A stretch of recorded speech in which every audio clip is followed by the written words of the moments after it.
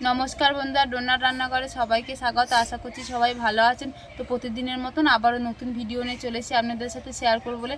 আজকে আমি আপনাদের সাথে শেয়ার করব দুই ধরনের বড়ি দেওয়া, কুমড়ো বড়ি ও মানের বড়ি। বন্ধুরা, এই শীতকালে আর আমাদের এই গ্রামের দিকে কিন্তু এই শীতকালে বেশিরভাগ সবাই বড়ি দেয়। তাই আজকে আমি দেখাবো কীভাবে বড়ি দেওয়া হয়, বড়ি কী করে তৈরি হয়। তো ভিডিওটা আপনারা শেষ পর্যন্ত দেখতে থাকুন, আশা করছি সবার খুবই ভালো লাগবে।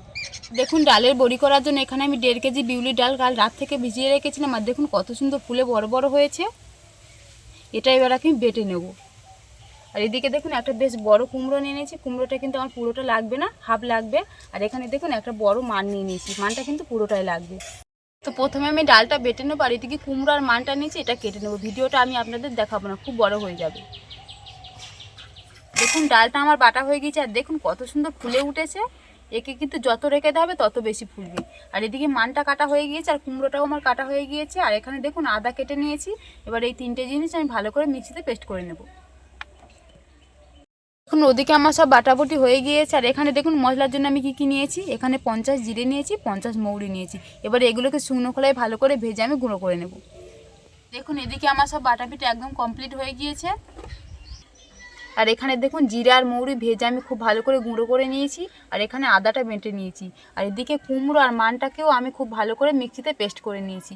এবার আদা আর জিরেটা এক সাইডে রেখে দিয়ে আমি এ দুটো খুব ভালো করে নিগড়ে নেবো, যাতে দেখুন এর মধ্যে যেটুকুনি জল আছে যেন সব বের করে নিতে পারি। খুব ভালো করে কিন্তু আমি ছেঁকে নেব। তো দেখুন এগুলোকে আমি এক সাইডে রেখে দিচ্ছি। প্রথমে আমি কুমড়োটাকে ছেঁকে নেব। তার জন্য দেখুন এখানে আমি একটা সুতির কাপড় নিয়ে নিয়েছি, এইভাবে পেতে দিচ্ছি।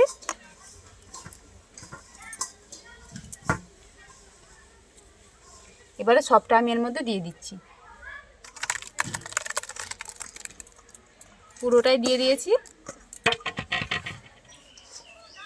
দিয়ে এবার এইভাবে দেখুন আমি তুলে নিচ্ছি। আর দেখুন কতটা দেওয়ার সাথে সাথে কত জল বেরিয়ে গিয়েছে।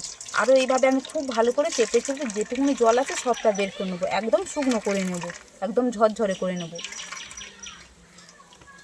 এই দেখুন কতটা জল বেরোচ্ছে না। এইভাবে চেপে চেপে যেটুকুনি জল আছে সব বের করে নেব। দেখুন আমার ছাঁকা প্রায় শেষ হয়ে এসেছে। আর দেখুন কত সুন্দর ছাঁকা হয়েছে, আর কতটা জল বেরিয়েছে শুধু দেখুন। আর আমি কিন্তু অনেকক্ষণ ধরে এরকম করছি, কিন্তু আর একটুও বেরোচ্ছে না, একদম সামান্য দেখুন। এবার আমি এটাকে রেখে দেবো। আর কতটা ঝরঝরে হয়েছে আমি আপনাদের দেখাচ্ছি।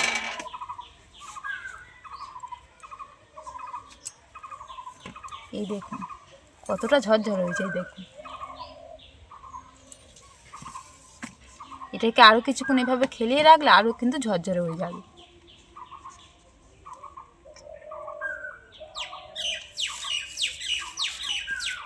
একটু খেলিয়ে দিচ্ছি, দিয়ে এবার এটাকে আমি সাইডে রেখে দেবো, দিয়ে মানটা ছেঁকে নেব। এবার মানটা ছাকার জন্য দেখুন এখানে আমি একটা নেজার খুব ভালো করে ধুয়ে নিয়েছি। এবারে মানটা দিয়ে দিচ্ছি। মানটা দেখুন একদম সাদা ধপধপ করতে, একদম দুধের মতো। এবার এটাকেও খুব ভালো করে আমি ছেঁকে নেব। দেখুন দিতে না দিতেই কত জল বেরিয়ে গিয়েছে। এই দেখুন, দেখুন কতটা জল ছিল। এভাবে চিপকে চিপকে আমি সব জলটাই বের করে নেব।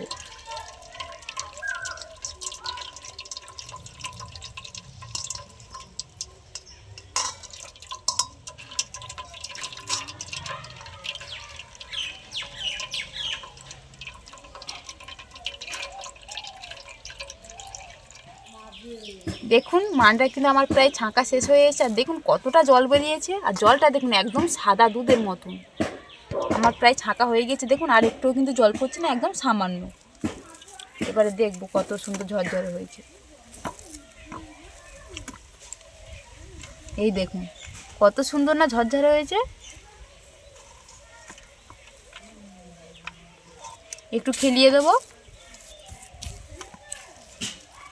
দিয়ে এবার আমি ডালটা ফেটে নেব। আমি দু রকমের বড়ি করবো, তাই ডালটা আমি আগে থেকে এক জায়গায় বেটে নিয়েছিলাম। এবার দুটো পাত্র নিয়েছি, সেগুলোই আমি ভাগ করে দেবো। দিয়ে আর মান আর কুমড়োটা আলাদা করে আমি ফেটে নেব। ডালটা এতে অর্ধেক দিয়ে দিচ্ছি।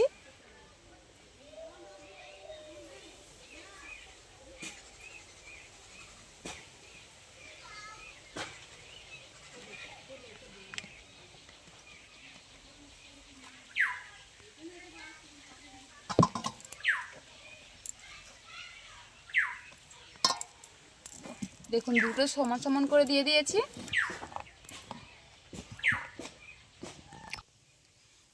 দেখুন ডালটা দুটো গামলায় আমি ভাগ করে নিয়েছি। আর মান আর কুমড়োটা আমি দিয়ে দেব। মানটা দিয়ে দিচ্ছি।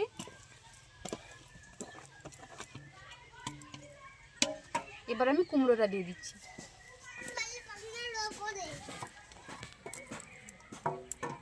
এবার যে আমি মশলাটা বেটে রেখেছিলাম, যে মশলাটা আমি গুঁড়ো করে রেখেছিলাম, সেগুলো দুটো আলাদা আলাদা করে দিয়ে দিচ্ছি। এখানে দিয়ে দিচ্ছি।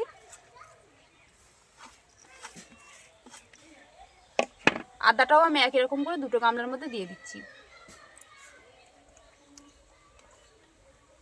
এবারে একটা এক সাইডে রেখে দিয়ে আমি একটা ফেটে নেব খুব ভালো করে। ডালটাকে কিন্তু খুব ভালো করে ফাটতে হবে। যত ফাটবে তত কিন্তু বড়িটা ভালো হবে। আর দেখুন ডালটা এবার আমি খুব ভালো করে ফেটে নেব। যত ডালটা ফাটবে তত বড়িটা খুব সুন্দর হবে। তরকারিটা দিলে ফুলে উঠবে। এরকম করে খুব ভালো করে আমি ফেটে নিচ্ছি। দেখুন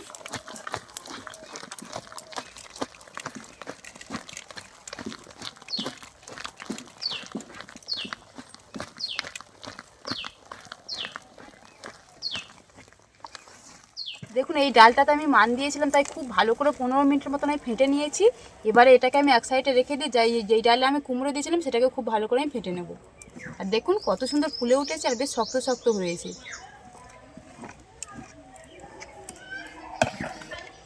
এবার এটাকে একই রকম করে আমি ফেটে নেব। প্রথমে এগুলোকে সব মিশিয়ে নেব।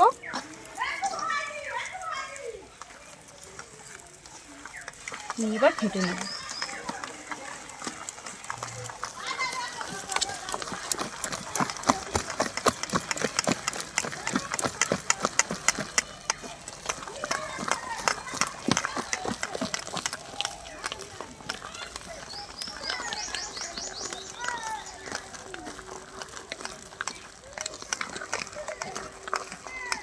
বড়ির জন্য ডালগুলো খুব ভালো করে আমি 15 মিনিটের মতন ফেটে নিয়েছি। এবার দুটো কাপড় আলাদা আলাদা করে আমি বড়ি দিয়ে দেবো, যেখানে খুব ভালোভাবে রোদ পাবে। দেখুন বড়ি দেওয়ার জন্য আমি ছাদে চলে এসেছি। একটা বড় কাপড় মিলিয়ে দিয়েছি। এবার এর মধ্যে আমি বড়িগুলো দিয়ে দেবো। খুব সুন্দর করে আমি বড়িগুলো দিয়ে দেবো। এখান থেকে কিছুটা নিয়ে নিচ্ছি। এই দেখুন কত সুন্দরভাবে দিয়ে দিচ্ছি না।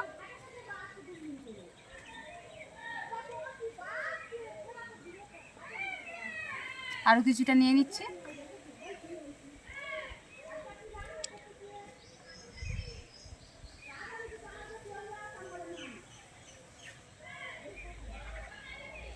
আরও কিছু বড়ি দিয়ে আমি আপনাদের দেখাচ্ছি। প্রথমে আমি মানের বড়িটা দিয়ে দিচ্ছি, তারপর আমি কুমড়ো বড়িটা দিয়ে দেবো। আর এই বড়ি দিতে কিন্তু খুব ভালো লাগছে। দেখুন কত সুন্দর ছোট ছোট করে দিচ্ছি না।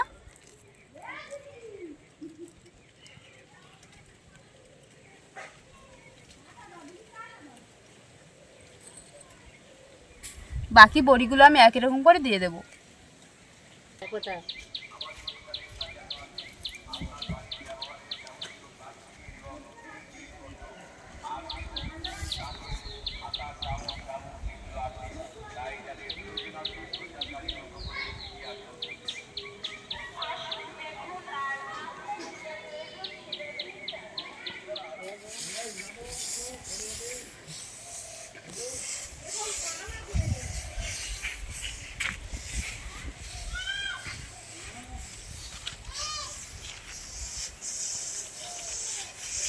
মানের বড়িটা আমার দেওয়া কমপ্লিট হয়ে গেছে। এবার আমি কুমড়ো বড়িটাই দিয়ে দেবো। দেখুন মানের বড়িটা কত সুন্দর করে দিয়েছি, এক লাইনভাবে কিন্তু দিয়ে দিয়েছি।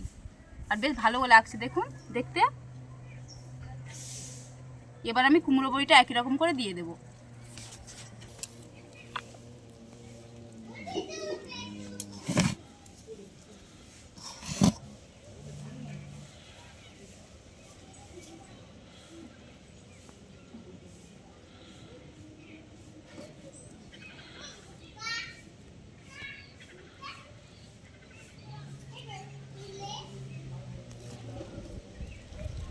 বেশ কিছু বড়ি আমি আপনাদের দিয়ে দেখাচ্ছি।